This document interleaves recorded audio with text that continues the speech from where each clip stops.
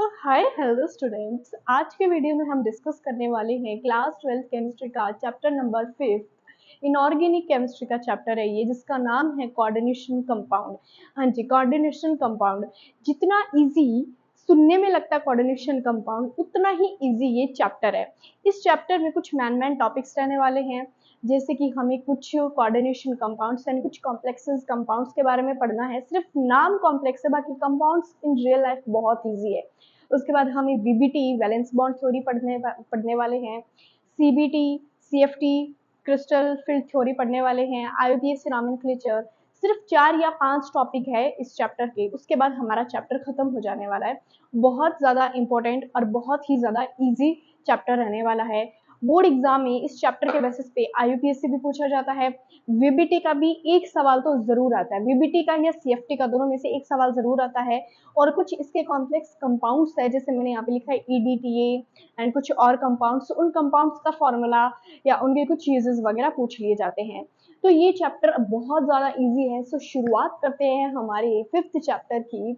इससे पहले वाले हमने 4 चैप्टर पूरे कर दिए हैं, जिनमें से 3 हमारे फिजिकल केमिस्ट्री के थे, एक हमारा इनऑर्गेनिक का D and F block elements, वो भी मैंने अपलोड कर दिया था। उसके बाद है अब हमारा इनऑर्गेनिक का 2nd चैप्टर यानी कि 5th चैप्टर केमिस्ट्री बुक का।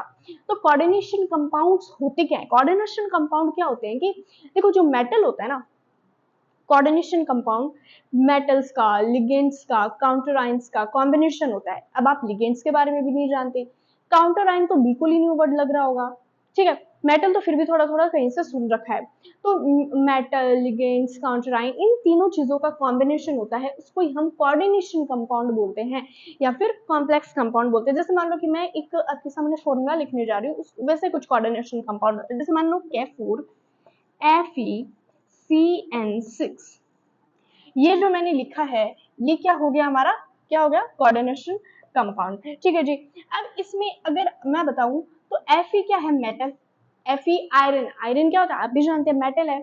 CN6 साइनाइड, जिसपे नेगेटिव चार्ज रहता है, वो है हमारा लिगेंड। और जो ये ब्रैकेट से आउटसाइड प्रेजेंट होता है, जो ब्रैकेट से आउटसाइड प्रेजेंट होता है, उसको हम बोलते हैं काउंटर आइन। जो काउंटर आइन ब्रैकेट से पहले भी हो सकता है, ब्रैकेट से बाद में भी हो सकता है। अब आप इसको पढ़ोगे कैसे? इसको पढ़ने के लिए आता है आईयूपीएसी नॉमेनक्लेचर। अब आईयूपीएसी नॉमेनक्लेचर हम नेक्स्ट वीडियो में डिस्कस करने वाले, उससे पहले आपके दिमाग में एक सवाल आता है कि आईयूपीएसी नॉमेनक्लेचर हम पढ़ते ही क्यों है? काफी बच्चों का ये सवाल रहता है कि आईयूपीएसी नॉमेनक्लेचर पढ़ने की क्या नौबत आई, मतलब इतना कॉम्प्लिकेटेड लगता है बच्चों का आईयूपीएसी नॉमेनक्लेचर, लेकिन इस चैप्टर में आईयूपीएसी नॉमेनक्लेचर सीधी तो कुछ है ही नहीं, ठीक है जी। तो आईयूपीएसी नॉमेनक्लेचर हम क्यों पढ़ते हैं, उसका रीजन ये है कि जैसे मान लो कि मैंने ये कंपाउंड लिखा है K4 FeCN6। अब ये जो कॉम्प्लेक्स कंपाउंड है ना, इसका काफी चीजों में यूज होता है, जैसे कि वाटर प्योरीफाइंग में यूज होता है, और जो हम चीजें यूज करते हैं नॉर्मली, जो प्रोडक्ट्स यूज करते हैं उनके अंदर भी यूज होता है, दवाइयों के अंदर भी यूज होता है। कोऑर्डिनेशन कंपाउंड का तो कैंसर ट्रीटमेंट में बहुत ज्यादा यूज होता है। अब ये ईडीटीए क्या है, ये भी मैं समझाऊंगी। तो जो ये कोऑर्डिनेशन, ये एक तरीके का कॉम्प्लेक्स कंपाउंड मैंने लिखा है, आईयूपीएसी नॉमेनक्लेचर नहीं होता। अगर साइंटिस्ट आईयूपीएसी नॉमेनक्लेचर के रूल्स नहीं लेके आते, तो हर जगह मतलब अलग अलग साइंटिस्ट इसको अलग अलग तरीके से प्रोनाउंस करते हैं। जैसे मान लो कोई साइंटिस्ट मैं रेंडमली बोल रही हूँ, जैसे मान लो कोई साइंटिस्ट उसका नाम दे एक्स, ठीक है, थोड़ी मैथ्स घुसा रहे हैं अपन, कोई साइंटिस्ट नाम देता है एक्स, फिर दूसरी कंट्री का साइंटिस्ट इसको बोलता वाई, तीसरी कंट्री का साइंटिस्ट जेड बोलता, अपने यहाँ पे ए बोला जाता, दूसरी जगह बी बोला जाता। अब आप सोच रहे हो कि A B X Y Z में क्यों बोल रही हूँ, रेंडमली हर जगह का अलग अलग नाम होता अगर आईपीएससी नहीं होता तो। फिर हम पहचान ही नहीं कर पाते कि इस प्रोडक्ट के अंदर कौन सा प्रोडक्ट, इस प्रोडक्ट के अंदर हमारा कौन सा कॉम्प्लेक्स मिला हुआ है, ये जो हमने टैबलेट तैयार किया है इसके अंदर कौन सा हमने मिलावट की है, कौन सा कॉम्प्लेक्स बना है, मतलब कुछ भी आइडेंटिफाई नहीं हो पाता। तो इसके लिए साइंटिस्ट ने क्या किया, आईयूपीएसी नॉमेनक्लेचर लेके आए, आईयूपीएससी के बेसिस पे इनका नामकरण किया, ठीक है जी। अब आगे हम इसकी डेफिनेशन पढ़ते हैं। तो एक coordination compound is a chemical entity, एक केमिकल से मिलके बना हुआ एक बिग कॉम्प्लेक्स कंपाउंड होता है, जिसके अंदर मेटल होता है, जो कि आप देख सकते हो। ये जो मेटल होता है ये इकल्ला काम नहीं करता है, अकेला काम नहीं करता है, ये लिगेंड्स को भी अपने साथ रखता है, आजू बाजू इधर उधर लिगेंड्स भी इसके साथ रहते हैं, काउंटर आयन भी इसके साथ रहते हैं, मतलब अकेला मेटल नहीं काम करता कि अकेला आयरन है, कोबाल्ट है, निकल, कॉपर, जिंक अपने अलग अलग काम कर रहा है, ऐसा नहीं होता। वो अपने साथ में लिगेंड्स को रखते हैं। आई नो अभी आपको लिगेंड्स, काउंटर आयन इतने अच्छे से नहीं समझ में आए तो मैंने अभी तक इतने अच्छे से समझाई भी नहीं है, आगे इसकी डेफिनेशंस पढ़ेंगे तब बताती हूँ, ठीक है। तो ये हमारा कॉम्प्लेक्स कंपाउंड है, इसकी डेफिनेशन एक बार रीड करते हैं। Consisting of a central metal atom, central metal atom, central metal atom, metal नाम आ गया, ऑफ कोर्स ये बात है, Fe के लिए बात हो रही है। एटम और ion bounded to surrounding array of bound molecules और आयंस नॉन एज लिगेंड्स। अब यहाँ पे क्या कहा है कि जो सेंट्रल मेटल एटम के जो सेंट्रल मेटल एटम से सराउंडिंग यानी इधर उधर आजू बाजू में जो मॉलिक्यूल्स या आयंस बाउंड होंगे उनको अपन क्या बोलेंगे, लिगेंड्स बोलेंगे। Coordination, coordinate, coordinate bond. अच्छा, इनका बॉन्ड कौन सा होता है? पहली बात तो आयोनिक बॉन्ड नहीं होता है। आयोनिक बॉन्ड क्या होता है? जैसे मान लो कि मैंने लिखा NaCl, ये NaCl जो ये वही NaCl घरों में जो हम नमक यूज करते हैं ना, खाते हैं, वही वाला नमक है। तो ये आयोनिक सोल्ट है, पूरा डिसोसिएट हो जाता है Na पॉजिटिव में, Cl नेगेटिव में। Na पॉजिटिव Cl नेगेटिव में ये पूरा टूट गया। लेकिन ये जो कोऑर्डिनेशन कंपाउंड है ये नहीं टूटता, कोऑर्डिनेशन कंपाउंड टूटता नहीं है। K4 अलग हो जाएगा, FeCN6 ये कॉम्प्लेक्सिटी अलग रहेगा, केमिकल एंटिटी ये अलग रहेगा, ये टूटेगा नहीं, ये पूरा से डिसोसिएट नहीं हो जाने वाला है, ठीक है। तो इसके लिए इसमें आयनिक बॉन्ड नहीं होता, कोवेलेंट बॉन्ड होता है। कोवेलेंट बॉन्ड यानी एक दूसरे से शेयरिंग में अटैच होते हैं, जितना तेरा उतना मेरा, जितना मेरा उतना तेरा, ठीक है। अब उसके बाद यूजेस की बात करते हैं। मैं जब भी चैप्टर की शुरुआत करती हूँ ना तो मैं हमेशा यूजेस लिखाती हूँ कि आप ये चैप्टर पढ़ रहे हो, इसके पीछे का रीजन क्या है। मैंने haloalkane, haloarene, organic chemistry का चैप्टर शुरू किया था, उसके भी मैंने बाकायदा यूजेस समझाए थे। अगर किसी बच्चे को ऑर्गेनिक केमिस्ट्री का चैप्टर पढ़ना है तो जाके देख सकता है, मैं डिस्क्रिप्शन बॉक्स में भी वैसे वीडियो डाल दूंगी। सो यूजेस मैं हमेशा बताती हूँ कि आप कोऑर्डिनेशन कंपाउंड पढ़ रहे हो तो आपको रटना नहीं है कि हाँ हाँ ये कोऑर्डिनेशन कंपाउंड आए वैसे CFT है, ना ना ना ना, आपको समझना है अच्छे से। तो यूजेस किसके अंदर होते हैं? यूजेस के लिए होता है मेडिकल ट्रीटमेंट, जो आप दवाइयां वगैरह लेके आते हो ना, उसमें भी कोऑर्डिनेशन कंपाउंड का ही यूज होता है, ठीक है। आगे लिखिए कैंसर ट्रीटमेंट। कोई पेशेंट को कैंसर होती है, उसके लिए जो ट्रीटमेंट किया जाता है, उसके लिए जो इंजेक्शन जो दवाइयां बनती है, ठीक है, उसमें इनका यूज किया जाता है कोऑर्डिनेशन कंपाउंड। उसके बाद मैंने लिखा है EDTA। EDTA बहुत ही इंपॉर्टेंट टॉपिक है, जिसके 6 लिगेंड्स होते हैं, 6 हाथ पैर होते हैं, आप एक तरीके से समझो हाथ पैर लिगेंड्स ही है। तो EDTA कहाँ यूज होता है? जैसे मान लो वाटर है, वाटर प्यूरिफायर में EDTA का यूज होता है। पानी को हमें छानना है, पानी को हमें प्योर करना है, ठीक है। तो वाटर प्यूरिफायर में कैसे यूज होगा वो देखो। जैसे मान लो पानी के अंदर मरकरी आ गई, लेड आ गया। मरकरी, लेड वाटर के लिए हानिकारक होते हैं, वो पानी अगर हम पिएंगे तो हमारी बॉडी के लिए भी हानिकारक होगा। मरकरी, लेड आप अगर आप इसकी स्टडी करोगे तो आपको पता चलेगा this is not useful and helpful for our body, ठीक है जी। तो EDTA वाटर के अंदर डाला जाता है ताकि कोई कीटाणु मरकरी, लेड, शैड वगैरह कुछ भी है तो सारा का सारा उनका नष्ट हो जाए, एंथोजन डिस्ट्रॉय हो जाए, ठीक है। EDTA ये होता है। हालांकि मैं EDTA की भी पूरी स्ट्रक्चर समझाने वाली हूँ, लिगेंड्स कैसे कैसे उसके अंदर काम करते हैं, everything we are discuss. For treating heavy metals poisoning. अच्छा, जैसे मान लो कि कोई मेटल, उसको वो मेटल खराब हो गया, उसको उसके तरीके से पॉइजनिंग लग गई। जैसे अपन खराब शराब खाना खा लेते हैं तो अपना फूड पॉइजनिंग हो जाता है। जैसे मेटल्स पे भी क्या लगता है, कभी रस्ट आ जाती है, कभी कोई दूसरे मेटल के कांटेक्ट में आ जाता है, कोई दूसरे नॉन मेटल के कांटेक्ट में आ जाता है, या फिर एटमॉस्फेयर के कांटेक्ट में आ जाता है। एयर वगैरह नहीं लगनी चाहिए किसी मेटल को, उसको लग जाते हैं तो उसको मेटल को भी पॉइजनिंग हो जाता है। उस पॉइजनिंग को हटाने के लिए भी कोऑर्डिनेशन कंपाउंड्स का यूज किया जाता है। बायोलॉजिकल सिस्टम, अच्छा जो बायोलॉजिकल सिस्टम होते हैं ना, बायोलॉजिकल सिस्टम, उसके अंदर भी कोऑर्डिनेशन कंपाउंड का यूज होता है, जिसमें हमने कहा फोटोसिंथेसिस। अरे फोटोसिंथेसिस तो बहुत ही छोटी क्लास से पढ़ते आ रहे हो और 10th में तो एकदम अच्छे से पढ़ के आए थे। फोटोसिंथेसिस क्या होता है? प्लांट अपना खाना खुद बनाते हैं ना, उनमें भी इसका यूज होता है। अब उनमें इसका कैसे यूज होता है वो मैं आपको पूरा खोल के समझाती हूँ।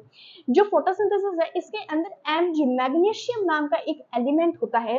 मैग्नीशियम नाम का एलिमेंट सूर्य से रोशनी प्राप्त करता है, फिर उस लीव्स के अंदर खाना बनाता है। तो वो सिर्फ मैग्नीशियम अकेला नहीं होता, उसके आजू बाजू में लिगेंड्स लगे होते हैं। क्या लगे होते हैं? आजू बाजू में लिगेंड्स लगे होते हैं। तो इसके लिए भी फोटोसिंथेसिस में भी कोऑर्डिनेशन कंपाउंड का हम यूजेस समझते हैं। इंडस्ट्रियल कैटलिस्ट, मान लो कोई इंडस्ट्री, कोई फैक्ट्री है जिसके अंदर ये जो आप घरों में यूज करते हो ना, शैम्पू वगैरह, अपनी बॉडी पे कोई कुछ चीजें यूज कर रहे हो, कोई फैक्ट्री मेडिसिन की जिसमें मेडिसिन बनाई जा रही है, इंजेक्शन बनाए जा रहे हैं, कहीं ना कहीं से तो बन के तो आते हैं, हॉस्पिटल में आपको लगाए जाते हैं, मेडिकल्स में दिए जाते हैं।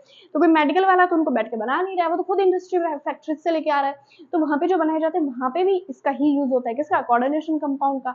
समझ में आई बात? अब उसके बाद डबल सॉल्ट, डायरेक्ट, हाँ जी। तो डबल सॉल्ट क्या होता है? अब यहाँ पे ना आपको एक डिफरेंस पूछा जाता है, बोर्ड एग्जाम में काफी बार क्वेश्चन आया हुआ है। What is the difference between double salt and complex salt? पहले मैं आपको डबल सॉल्ट, कॉम्प्लेक्स सॉल्ट अलग अलग तरीके से समझाती हूँ। What is double salt, what is complex salt, होता क्या है, उसके बाद इनका डिफरेंस करने वाले हैं, ठीक है। तो डबल सॉल्ट क्या है? कि it is a molecule or additional compound formed by combination of two different simple salts in stoichiometric ratios which exist only in solid state and completely dissociate into simple ion and dissolve in water. ये मैंने क्या बोल दिया, चलिए definition I think पहले read नहीं करनी चाहिए। डबल सॉल्ट क्या होता है, डबल सॉल्ट क्या होगा, जैसे मान लो NaCl ये है सिंपल सॉल्ट। डबल सॉल्ट का पहली बात तो ऐसे बिल्कुल मत सोचना कि जो हम घरों में नमक यूज करते हैं वही सॉल्ट होता है।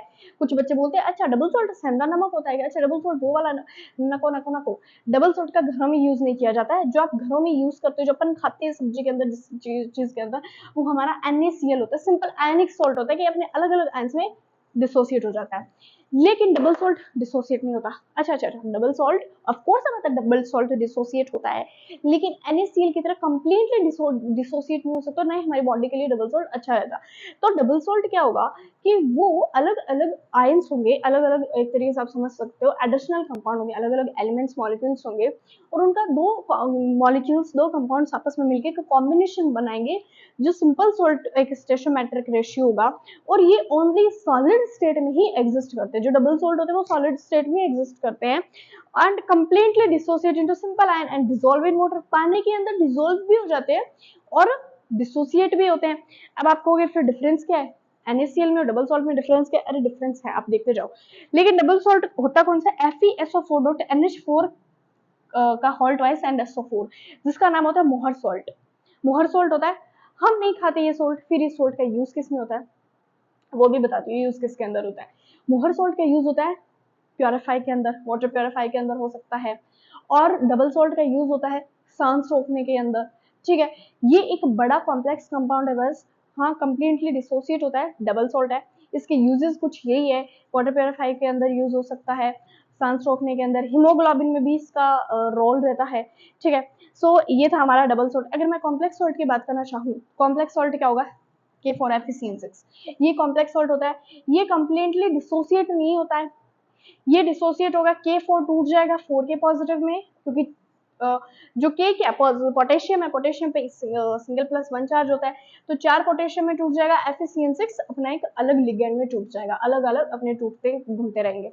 अच्छा, अब आप कहोगे कि जो साइंटिस्ट थे उन्होंने ये चीजें बताई है कि डबल सॉल्ट क्या है, कंप्लीटली डिसोसिएट हो रहा है, कॉम्प्लेक्स सॉल्ट कंप्लीटली डिसोसिएट नहीं हो रहा, तो उन्होंने ये चीजें पता कैसे लगा, क्योंकि बच्चों के ये क्वेश्चंस भी आते हैं कि मैम जब वो उन्होंने जब मान लो भी कर लिया होगा, कोई भी टेस्ट ट्यूब ली होगी, उसके अंदर वाटर डाला होगा, उसके अंदर फिर सॉल्ट डाला होगा, डबल सॉल्ट, तो उन्होंने कैसे देखा कि सारे आयंस टूट गए? उन्होंने ऐसे देखा, उन्होंने क्या किया, NH4 देखा। NH4 अमोनिया गैस होती है। उन्होंने देखा कि जब मैंने मोहर सॉल्ट को पानी के अंदर डाला तो अमोनिया गैस निकल गई। अमोनिया गैस क्या होगी, लिबरेट होगी, SO4 नेगेटिव आयंस। अब आप कहोगे कि पानी के अंदर SO4 नेगेटिव आयन, पानी के अंदर से जो SO4 नेगेटिव है सल्फेट आयन, वो ऐसा थोड़ी ना कहेगा अरे अरे hi I am SO4 negative ion, और जो हमने लिखा है FeSO4 फेरस सल्फेट, वो ऐसे थोड़ी कहेगा मैं फेरस, ये सल्फेट, ये NH3 गैस, ऐसे नहीं होता। लेकिन साइंटिस्ट को इनका जो केमिकल कंपाउंड उनका पता तो होता है कि NH3 कैसा रिएक्ट करता है, SO4 कैसा रिएक्ट करता है, आयरन कैसा रिएक्ट करता है, SO4 ये कैसा रिएक्ट करता है, फेरस सल्फेट कैसा रिएक्ट करता है। तो उन्होंने सबकी अलग अलग रिएक्टिविटी चेक की, तो उन्होंने देखा कि NH4 अमोनिया गैस निकल गई, आयरन अपना अलग निकल के टूट गया, SO4 अलग निकल के टूट गया, ये SO4 अलग निकल के टूट गया। तो ऐसे उन्होंने देखा कि हर आयन अलग अलग डिसोसिएट हो रखा है। फिर उन्होंने सेम क्या किया, कॉम्प्लेक्स कंपाउंड डाल दिया K4FeCN6, इसका IPS में नाम क्या होगा, पोटेशियम हेक्सासाइनो फेरेट। ठीक है, फेरेट। तो अब इसको जब उन्होंने पानी के अंदर डाला तो इसका देखा उन्होंने कि कंप्लीटली डिसोसिएट नहीं हो रहा था। हाँ 4K पॉजिटिव तो टूट रहा था, लेकिन ये पूरा का पूरा कंपाउंड एक दूसरे के साथ एकदम एकदम चिपका हुआ बैठा था, ये कंपाउंड टूट नहीं रहा था। अब बच्चों को ये भी कंफ्यूजन होती है कि उनको कैसे पता कि ये वाला नहीं टूटा और ये टूट गया। K4 की रिएक्टिविटी देख ली उन्होंने कि 4 पॉजिटिव आयन यहाँ पे घूम रहे हैं। ठीक है, इतने पॉजिटिव आयन घूम रहे हैं, लेकिन Fe और CN6 की उन्होंने कोई रिएक्टिविटी नहीं देखी। जब उन्होंने एक दूसरे को साथ में चेक किया तो साथ में रिएक्ट कर रहे थे, अलग अलग कहीं भी उनको रिएक्टिविटी नहीं दिखाई दे रही थी। तो अब हम डिस्कस करने वाले इन दोनों का डिफरेंस नेक्स्ट वीडियो में, IUPAC नॉमेनक्लेचर।